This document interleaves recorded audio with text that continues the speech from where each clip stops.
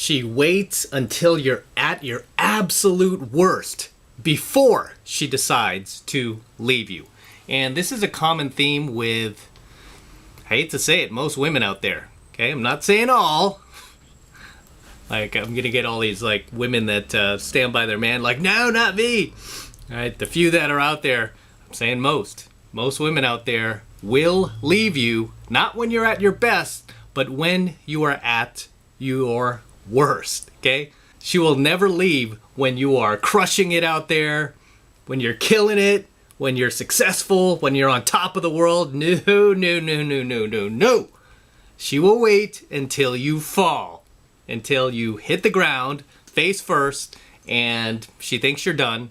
That is when she'll leave, right? When everyone's abandoned you, you've lost everything, seems like there's no hope for you, and she's like, this guy's done. That means I'm done. She's thinking, why do I need to stay with this guy when I can easily replace him and get somebody else? Matter of fact, she's usually thinking that the entire time she's with you, right? If you're like most guys out there, she's constantly trying to replace you. I've talked about this in a previous coaching video. The women you date will constantly try to replace you unless you do this. If you want to know what that is, go find that coaching video. It's here on my channel. But for most guys, this is a common theme in most of their relationships. It played out in my relationships too, where the woman always left when I was at my worst. She never left when I was at my best, or when, you know, I was kind of like teetering and she wasn't sure, is this guy gonna pop or not? No, she waited until I was down here, didn't look like there was any hope left, and like a hypergamous female, she jumped ship, right? She just jumped ship to the next guy. And, you know, more power to her, right? So you'll find this to be very common with most females today, unfortunately. Most of them will not stand by your side. Most of them will only be there when you're shining and not when you're descending. It's a cruel world out there, man. It's one of those harsh, cold realities of dating females, of interacting with females, right? You don't even need to be dating them. You might have some female friends. They'll just drop you, right? And again, I'm not saying all, because I've had some pretty cool female friends just like totally stand by my side. I've had a couple of girlfriends, right? I can think on one hand, that actually stood by my side, even as things were crumbling. It's not always a good thing, okay? Because when your girl just stands by your side while you're crumbling, you'll tend to lean on her and you'll tend to not man up. Nothing will motivate you to get out there and really push yourself back on top, right? So I almost kind of like it when the girl bets against me. I just have that type of personality. I want these girls to bet against me. I want them to take off when I'm down in the dumps because it exposes them for who they really are. It shows their true colors, that they were never with you because they wanted to be with you. They were with you because of, you know, the lifestyle you're providing, the success, the fantasy in her head of who she thought you are versus who you are. It's unfortunate, guys, but this is going to play out in a lot of your relationships. I think it's just part of harsh evolution. Back in the day, most guys being men, they would just, you know, kind of just take it. Like they'd be maybe a little butthurt over it in the meantime. Like, this chick just left me. But eventually, he would heal, he would overcome. As they say in the Marines, you adapt, you overcome, right? You adapt and you overcome. So any of these relationships that you have like that, that's probably what you did, right? You just adapted. You're like, okay, I heal, I adapt, overcome, right? And you become a better man. And for a lot of guys, including myself, I mean, a lot of the driving motivation is to get back out there and prove myself, not only to me, but obviously, right, to shove it in her face too, right? Because I've had girls leave me in the dumps. I hit rock bottom. I talked about my ex from 2000, not the one from 2006, but there was an ex that I had in 2000, was with me for about 3 or 4 years, and the stock market crashed, so I lost everything. And the funny thing was, I never panicked. It wasn't like I was like, oh my gosh, it's over. It's over. I just went, shit. I kind of laughed about it in a way. I mean, even though I shouldn't have been, but I kind of like, what else can you do in that situation? You lost all your money in the stock market. I got to figure something out, right? She didn't find it funny. She was literally poison dripping me. And she was like, how can you be so stupid? And oh my gosh, well, you weren't thinking because you were so busy doing this, or your mind was elsewhere. And it's like, why are you trying to make things worse? Why don't you step behind me and be like, hey, you're gonna figure this out. Hey, you're you. You're Matt freaking Cross. You're gonna figure this out, right? Stand behind me like a good woman would. Nope. She's like, I don't want to deal with this anymore. I don't want to be here to see what else happens wrong and all this other stuff. And I'm like, what are you talking about? It's going to be fine. I literally the whole time I was like, it's going to be fine.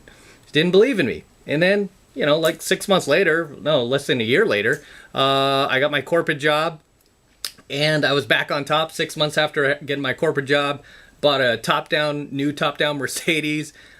I was back on top. Found myself a new beautiful girlfriend, much younger, much hotter. I was much happier. And what did she do? She moved on to some dude who was a bit older than me.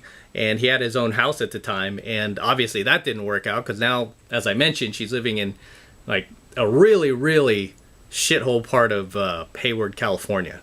Right? There's like good parts and bad parts of Hayward, California. She's living in like a really, really dangerous part of Hayward. That should be your motivation for any ex who just dumps you and leaves you when you're at your worst, right? Your motivation should be to get back on your feet as quickly as possible and not sit there and bury your head in the sand like a loser, like a beta male, like a wuss, right? But instead, push yourself, get back out there, and show what you're worth, right?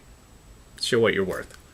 Because as they say, what doesn't kill you makes you stronger. Remember this, guys. Most women, they won't leave you when you're on top. They won't leave you when you're at your best. They will leave you when you're at your worst. When you've lost everything. When everybody's abandoned you. When everybody has bet against you. Even your own friends. Maybe some family members even turned on you.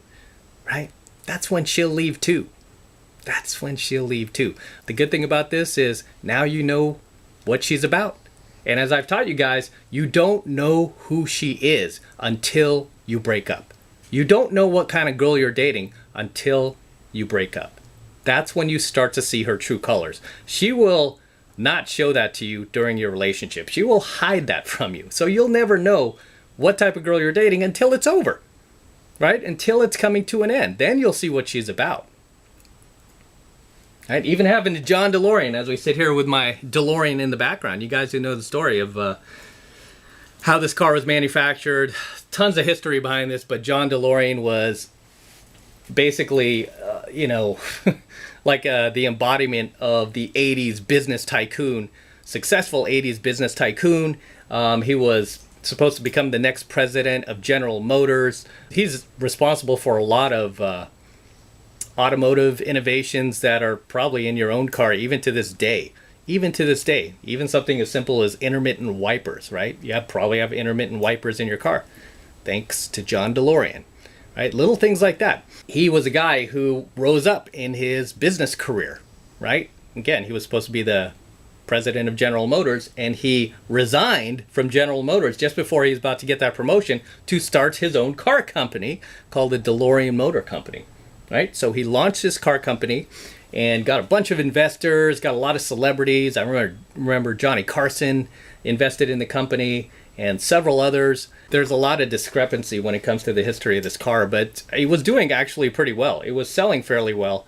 And from what I know, like Chevrolet, the Corvette, they were basically General Motors was threatened by the sales of this car because it might impede on the sales of the Corvette. John DeLorean needed money to keep funding the car, to keep building the car. And then he got caught up in a drug sting. You guys know about that, right? Got caught up in a drug sting, even though he had never purchased drugs before, but he got caught up in this sting. And he was eventually acquitted of all charges. So he never actually went to prison for any of this. He was acquitted, right? He got acquitted. And on the day he got acquitted, guess what? His wife of, I think of like 10 or 15 years by that point, had left him. She left him. It was Christine Ferrar. She was a supermodel at the time. Pretty attractive girl, right? And I think he was about 20, 25, maybe even 30 years older than her. She ended up leaving him when he was at his worst, right? I mean, you could say he was at his worst before, like right when he got arrested for the drug charges. When all that started going down, apparently she had already met somebody else. And then when the acquittal happened, I think she was just trying to save face, like waiting for him to be acquitted or whatnot to jump ship. And then sure enough, she married some other rich dude, like some very wealthy guy. That's the story of John DeLorean, is like his own wife left him when he was at rock bottom. You know, she didn't stick it out with him. She wasn't like, John, it'll be okay. We'll get through this. We'll, build another car company. Everything will be fine. We have plenty of money. No. She was just like, this guy looks like he's done, and I'm going to jump ship. Okay, so this will play out in many, many relationships, unfortunately. Not all, but I would say most. And you've probably experienced this yourself. And if you have, let me know in the comments below. And with that said, I am going to wrap up here. Until next time, this is M from the 33 Secrets, signing out here from my garage with the DeLorean. Don't forget to smash that like button below.